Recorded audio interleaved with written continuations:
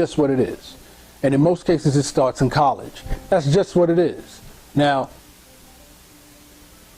I could be wrong, but women won't want to admit this because it taints that woman image, right? They have a reputation to protect.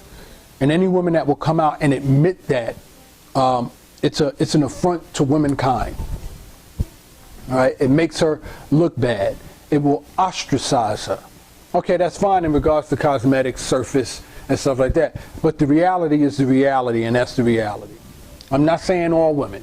I'm just saying a good majority of women, they have slept with as many men as men slept with women. That's just what it is. Okay?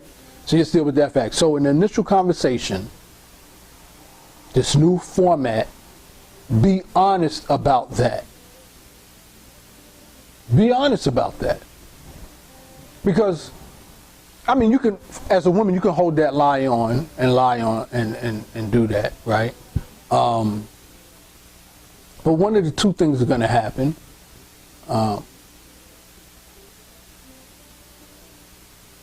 I hate to say this, but the relationship isn't going to last. Let me just put it out there like that. It hasn't lasted already from your experience, right? So I'm not saying anything that you don't already know, but the relationship is going to last. But women, ask yourself this question. This goes for men too.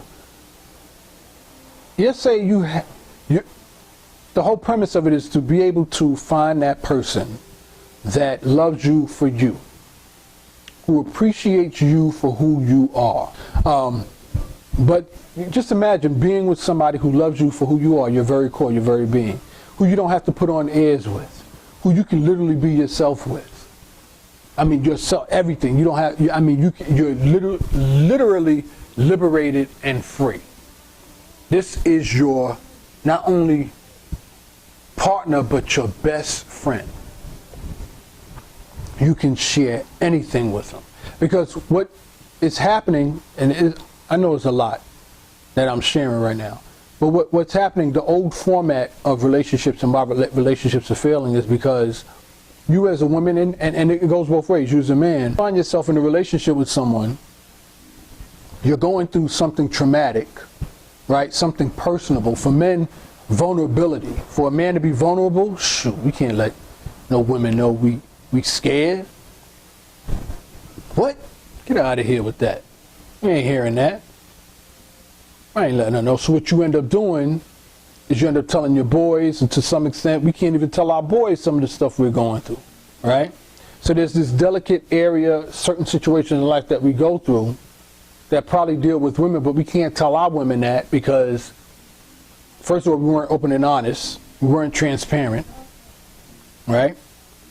So what ends up happening is, or he tries to tell his partner what's going on, and she ridicules him. She makes fun of him because she don't know how to handle it herself, because he wasn't honest in the beginning, so she has an image of him in her head, so him saying something that's out of character kind of throws her off, whereas her response tends to be ridicule, critique, unsupportive.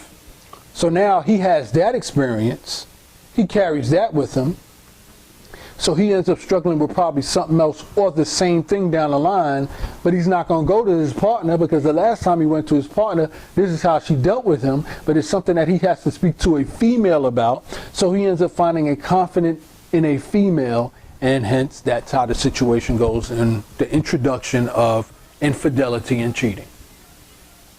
Now, had this brother and sister or sister been up front from the beginning of the relationship, then they would have never have proceeded on into a relationship in the first place under a false context or pretext.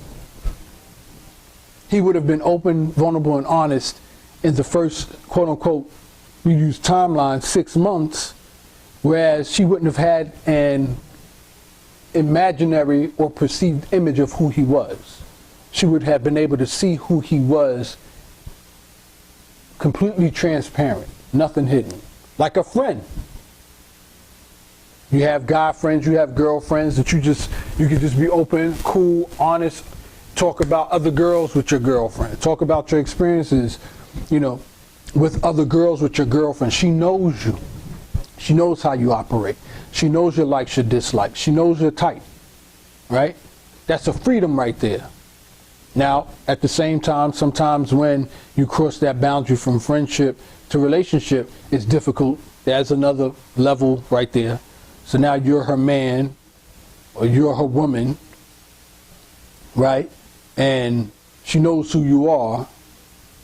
So she has to somehow adjust who you are in the context of your relationship now, whereas you're now boyfriend and girlfriend and exclusive. Right? So there's an adjustment period with that, but we think that's too far ahead. We're just dealing with the beginning right now. Start off the relationship being open and honest about everything. In the first, I'm seeing this guy. Have that apart. That's a very key point. I'm glad I finally got to that point. Don't get into a relationship, the beginning communication stages, not boyfriend and girlfriend, just getting to know each other. Don't not talk about your relationship experience. Talk about it. Talk about it. If you're still going through, you still have a hang up with your ex-boyfriend, your ex-girlfriend, talk about it. Express it. Share it. Period. In the conversation with this new one. Talk about it. This is what I'm feeling. This is what I'm going through. This is what happened. Blah, blah, blah, blah, blah, blah, blah, blah, blah. Talk about it. In progression. Maybe that's not the conversation you're going to have in the first conversation, but make it part of the first, as the conversation grows and, develops organically, that's going to come up. Sex is going to come up.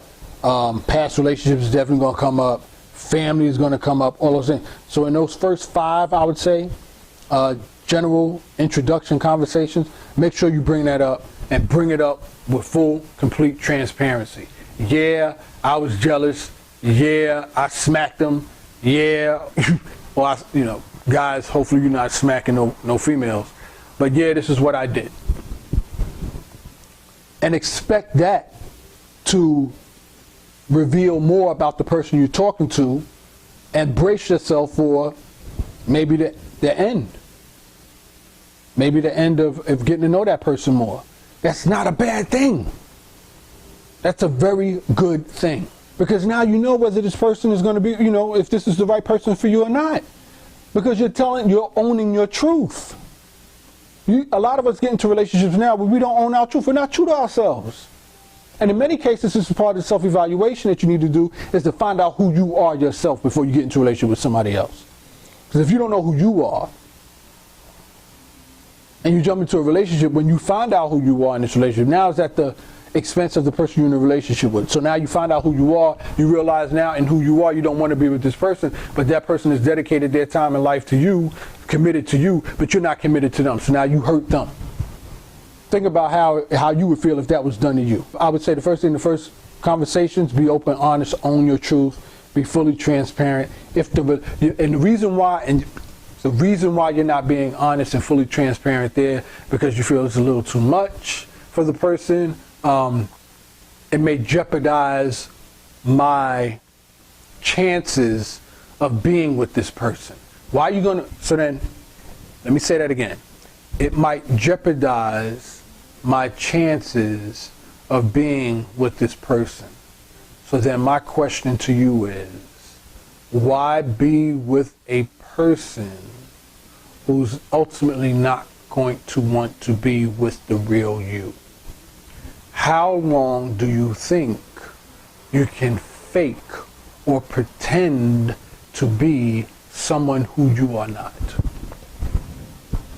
How strong is the foundation of that relationship if it's built on a lie? If it's built on someone who's not really you? Because ultimately you're going to look for someone whom you can be yourself with. But the complexity of that situation is you have already built a life with someone else who you were not yourself with.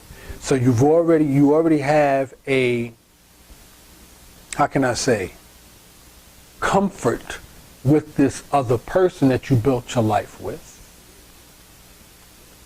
See it all the time. Right? You've built a family with this person. You've had children with this person. You'll have set up your whole financial situation and your residence and your lifestyle with this person, but yet you weren't who you really are, and you feel suffocated, like you can't breathe. So you look for oxygen and to be able to breathe with someone else, that you don't have to be this fake person you've been all these years with, this person you spent these years with. You can now have a few hours or a few days with this other person that you can release and be your true self with. That's part of why relationships fail, and part of why there are trust issues in relationships, and why the hurt factor comes in, because now you've just hurt this other person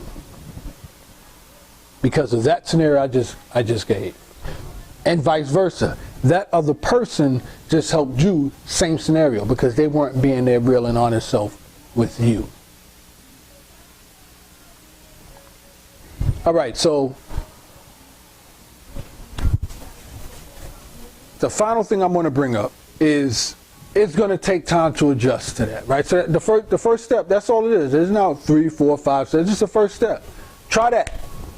Try that. For the first 6 months of meeting this new person, be open, transparent, honest, realizing that could end the relationship, but understanding that it wasn't a relationship in the first place that was going to last, because that person wasn't really going to love you for who you were. So why would you even want to be with someone like that? So your goal should be to end those to have those open and honest conversations, in hopes that the relationship, that it will ruin your possibility for a future with the person. That's what you should go into that thinking, because that's an effective process of elimination and filtering and finding the one person that really loves you for who you are. That's how you break the pattern of failed relationships. And the only major thing, or two things, that you would have to think about is the fact that this might ruin your chances of a future with this person, right? Or this may be too much to dump on a person, so soon. Nah, get it out the way as soon as possible. The sooner the better. Rip that Band-Aid off. Trust me, do that. That's what you want. And women, as opposed to men, as we look at this dynamic as it plays out in society today, and I get this from you women, but be honest, you get approached by men every day, right? Whether it's in person or whether it's online, these dating apps. Do that. On the dating apps, this is who I am. Put that out there. Let them think you crazy. Let the men think you crazy, right? Trust me, it's not a bad thing. Yeah, I know it's a stereotype, I know it's a stigma, but it's not a bad thing, because what you're doing is you're owning your truth. And the fact of the matter is, you're not the only one that feels this certain way. So that means if you're crazy, more than half the women out there and half the men out there are just as crazy. Don't let them stick that stigma on you, right? And this goes for men and women. Be open and honest about that. Other stuff is a lie. It's fake. Oh, they're gonna think I'm crazy. That's fake. They're crazy themselves. Those who are projecting on you and saying about you that you're crazy, trust me, they got some bones in their closet themselves. They're crazy too, probably more crazy than you are. But at least you're owning your truth, and you'll be surprised at how your truth is similar to a lot of other people's truths. And in you owning your truth, that's an effective filtering process of getting to the person who's going to love you for who you are and all your quote-unquote craziness. I guarantee that it will limit the amount of failed relationships that you're in. At the very best, what you'll come out of it is not heartbroken. You'll come out of it with a friend. Someone who knows you, who understands you, accepts you for who you are.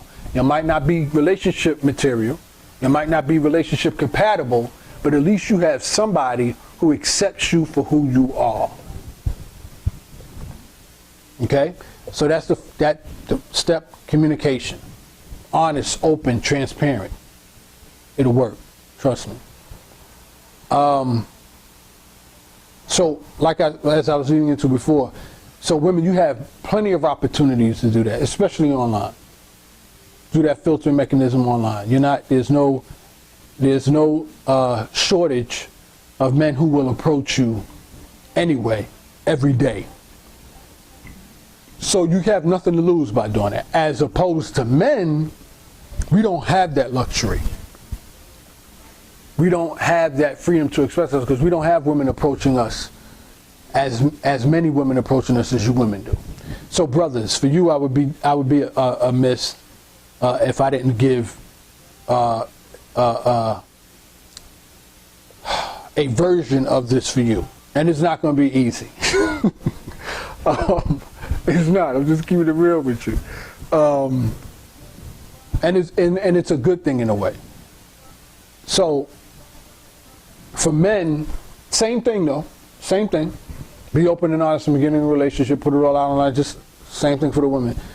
You're not going to have as many opportunities to do that. There are not going to be that many men approaching you as women haven't been approaching them. Okay? So what you have to do, your version, our version, requires discipline, bro. It just requires discipline. So what you're going to have to do is you're going to have to utilize that time and that energy in a different area. Because a fact of the matter is, and women don't realize this and they haven't experienced it, our testosterone is one of, I'm trying to find a word to describe it, enormous proportion. That drive to, release, and this, I'm just real talk, it's powerful. So without a woman there to help us do that, and I'm not trying to use it as objects. I'm not saying it. I'm just dealing with the fundamental element, core element of a man. So without a woman to do that, it makes it extremely difficult. So that's why we as men are more compelled to fabricate the truth or not reveal as much about ourselves, and why we're more concerned about the potential of this relationship, ruining the potential of this relationship with a woman, because women, that's what you give us. That's what we desperately desire and need as well, and want. So it's harder for us to be able to be open and transparent with you because it fundamentally risks our opportunities with you, which is why a lot of men are very cautious about being vulnerable and open and crying in their relation, crying to you on your shoulder, because we feel you're going to look at us as not a man. We can't, but that's going to affect your attractiveness to us. It's going to affect your desire for us, right? So that's why we're hesitant. But brothers, do that. You have to do it. I mean, you don't have to, but I'm just saying, it'll be in your benefit to do it. Now, here's where the discipline come in. As men, we want to provide. It is in our nature to provide. And women are attracted to a man, quote unquote, alpha man, who can provide. One of the biggest complaints that women have today is that we can't take care of ourselves. Now, I get it. I know the systemic racism that's out there. I know man, on a typical average, if the playing field was leveraged, you have your employment, you'll be making your money, you'll be able to provide for your woman, no problem at all. But there are certain systems in place to prevent that. Women, to a large extent, don't get it.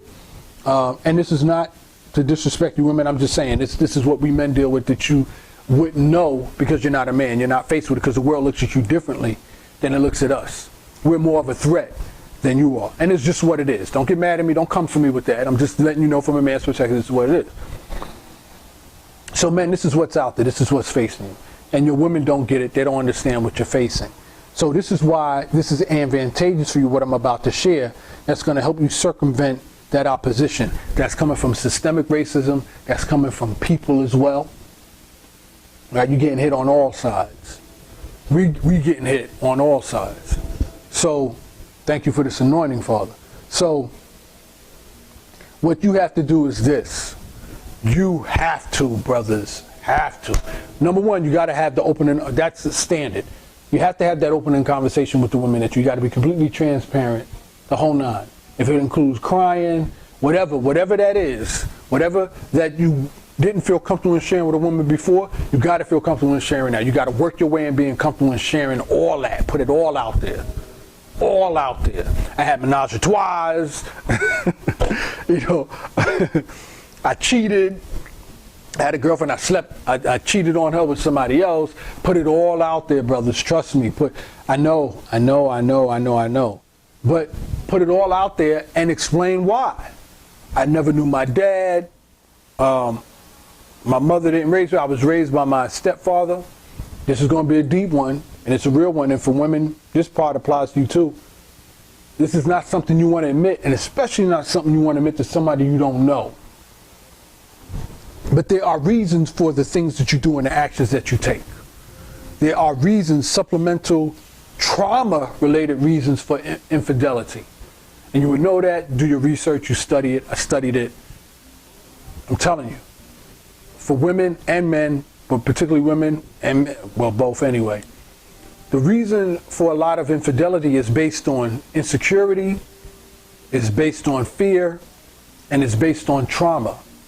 So men, if you're sharing with this woman, yeah, I cheated on this woman, I slept around, she was faithful and all that, and I cheated on her with somebody else. Matter of fact, I had 3 women in my cycle, I cheated on 3 of them, they had on rotation, one didn't know about the other, whatever.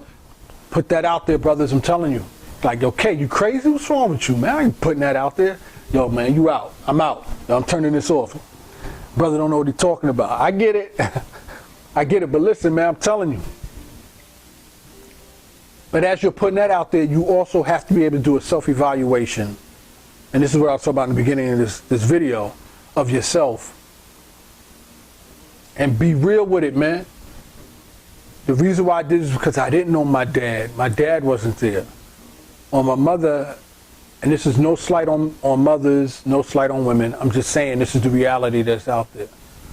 You know, my mother, slept around with all these different men, so I learned that from her. She showed me the game of how she plays men. So that's why, I don't trust women. That's why it's hard for me to be vulnerable with women, because I've learned from what my mom had to do and how she dealt with men. You understand what I'm saying? Or I wasn't even raised by my mother or my dad. I was raised by my step-parents, or I was raised by my uncles and my aunts, or my grandma, or whatever. And they couldn't be there and guide me. I was raised by, the neighbor down the street or what have you. Here's a big one. I was abused when I was younger. I was abused psychologically, emotionally, physically, sexually when I was younger. So this is the result or outcome of that trauma that I experienced when I was younger. This is why I did what I did in my past relationships. And don't use that as a lie, man. Come on now. And then the energy is going to reveal the truth anyway. So you shooting yourself in the foot if you try and use this as another weapon to try and get over or manipulate women, brothers, as well as sisters. Same thing. The information I'm sharing with you is to be shared in honesty, transparency, complete trust. You understand what I'm saying? So, but that starts that honest conversation. And again, go into it knowing, oh, I'm about to share this and it's going to ruin my potential future with this person. That's what you want. That's what you want. Because eventually those actions are going to come out in the relationship anyway, and it's going to ruin the relationship anyway. And all you're going to have to show for it is 3 or 4 failed years, or however many years you was in that relationship, and nothing to show of it, probably except a child that now doesn't have their parents together, or you're dealing with family court and all that other crap, which is what's happening now. You understand what I'm saying? So what are you really working for and not telling the truth and not being fully transparent? What are you really concerned for about ruining the potential future with this individual if this individual can't accept you for who you are and everything that you come with? All right, so back to men. So you got to do that, man. Have that open conversation. Now, because you're not bombarded or don't have as many opportunities of women coming to you, like women have men coming to them, this is an opportunity for you to help and fix and evaluate and build yourself up, which takes the discipline part that I'm talking about. So this is time for you to evaluate yourself, find out who you're made of on an professional, intellectual, psychological level. What I mean by that? Get your behind in some training classes. Find out what you, and women, this goes to you too, find out what you do naturally. Once you find out what you do naturally or what you have a skill in, make that, turn that, convert that into a career, bruh. Real talk. Convert that into something you can monetize. Whatever that is, build that. By not being distracted by the women in the relationships, you have time to build on that. You have time to build your network. You have time to meet different people who can help you build that area of your career and your life, help you build in that area. They help you get to the point financially whereas you become desirable for women because now they know that you're an alpha male and you can provide for them. But at the same time, you have gotten to know yourself. You have been able to set your boundaries. You have been able to put a plan together. This is your lifestyle, bruh. This is what you've developed over this time, bruh. So when she comes to you, whatever, you can present to her a plan. Listen, this is what I'm about. This is what I work on. This is my 5-year, 10-year plan. Are you for this? Are you willing to abide by this or not? This comes into your open and honest communication and conversation. Whereas now you're giving her something to go on. Now, as she's approaching, you say, oh, this is what you're about? This is your plan? Now let me decide whether I want to abide by that plan or not. Now you're setting the precedence, bruh, of your foundation, which is something that she can depend on, lean into. Trust. This is what you should be doing with this free time that you have, as opposed to trying to lie and get this potential and you yourself isn't even straight. Which is understandable because maybe you were raised in a single family home, you know, you depend on women, right? But as a man, bruh, that's not a man. So take that time out and invest that time in yourself first. Get yourself to that position where you can lead a positive, constructive, profitable life that your woman can be proud of and is willing, hold on, and is willing to submit herself to, who is willing to cater to you willingly. Because in essence, you got your act together. So, there's probably more I can add to that, but those are the fundamental steps. If you missed any up to this point, just rewind the tape, bro. Rewind the video and look at it. But that's what you focus on, homie. Focus on that.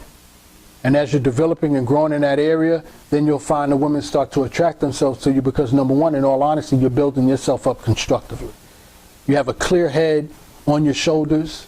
You're going into relationships in full transparency, honesty, and you're choosing a mate, and this goes for men and women, you're choosing a mate that loves you for you, not just what you possess. Remember the open and honest conversation. So when you are successful, you would, by that time, before you actually get to that peak, that climax, that top of full success where now you're recognized by a lot of people in a lot of different circles, your process in getting there over the years, you were being open, transparent, and honest, which allowed you to filter out those women who didn't love you for you,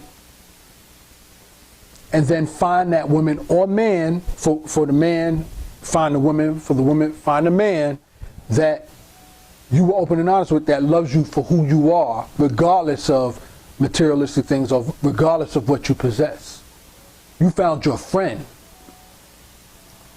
You found your friend, who then became your partner, your lover, your wife, your husband. So when you do reach that peak, you know this person accepted you for who you are, and you can easily detect, you can easily eliminate those women who are approaching you for what you possess and don't really love you for who you are. Now at that point, you could be an idiot and stupid if you want, and ruin what you built from somebody who knows you for who you are. 80-20 rule or 20-80 rule, grass is green on the other side, and then find out she just wanted you for what you had and then took you for all you had, which you already know that's how it works out here. As opposed to sticking with that person who was there while you were building up. You was able to be open, honest, transparent with this person. You didn't feel suffocated and all that. Women as well. Women is somewhat a little different. I mean, some women have a situation where a man trying to take them, you know, you got men trying to take you for what you have as well, but that's not usually the rule, right? So your case would be, your version of it will be pretty much the opposite. You have a man who you can confide in and trust in or what have you, who will love you for who you are, and the outcome most likely wouldn't be that he cheats on you with somebody else. That I just gave the opposite scenario as it relates to men, right? And then, you know, you wouldn't have to worry about cheating on him either. Now, I said this, I think, before. It's always best to just leave the relationship without cheating. So if you find yourself in a relationship right now, and you feel suffocated because you started it off on the wrong foot, you started it off, you know, lying and not being honest and not being fully transparent, but you have this urge to sleep with somebody else, then just leave the relationship right now. Just leave. Trust me, just leave. Just end it. I know you've invested time with this individual, you become complacent or comfortable. This person is familiar. I get it. I understand all that. But if you cheat, you ruin whatever possible potential future you have with this individual who, if what was a good guy. You just lost that good person that you could have had as a confidant in your life if you cheat. Because once you cheat, you just ruin the whole foundation of trust, the whole fabric of that relationship. It's done. It's over. And you look bad. And then there's this thing called karma. So now when you get into the next relationship, right, you got to pay. You're going to pay one way or another. You're going to pay sooner or later. Right? So now you got to pay that. And that's the next topic I'm going to get into next week. That's going to cover, can I come back from cheating? Right? So it's best that you, if you feel that you're going to cheat or be with the infidelity thing, get out in the relationship. Trust me, that person will respect you more having left the relationship, not having cheated on them, as opposed to you cheating on them and the relationship ending. Right? It's just not worth it in the long run. So I strongly advise, suggest that before you cheat on the person, that you would just end the relationship. You don't necessarily have to end the relationship by saying, I'm ending this relationship because I want to sleep with somebody else. You ain't got to do all that. Use your typical excuses. It's not a lie. It's not me, it's you. Y'all do that a lot. You do that a lot. I'm trying to find myself right now, which you are. Right? You're dealing with what's called an egotistical, selfish part of you. Right? Why subject your partner that you've been with the effects of your selfishness? Get out of that relationship. Deal with that selfishness on your own, where it doesn't impact or impede or hurt somebody else. So that's my final word for, with you, and I gave the steps or what have you. So I hope this has been helpful. If you want a copy of the article, what I read, let me know. I'll provide a link to it as well. I'll try and set up where I can provide a link and you can download it for where you are on that topic. But yeah, there you go. The importance, the repair relationship that has no trust. So the first repair part is on you. You have to figure out what you need to repair within yourself. Work on you first. Not the repairing of the relationship as a separate entity. And not repairing your partner who you with, that they have to repair themselves or evaluate themselves. But repair you. And ask those questions before going in. It's part of open conversation, open dialogue that I was talking about. All right, so on that note, take care. Talk to you later.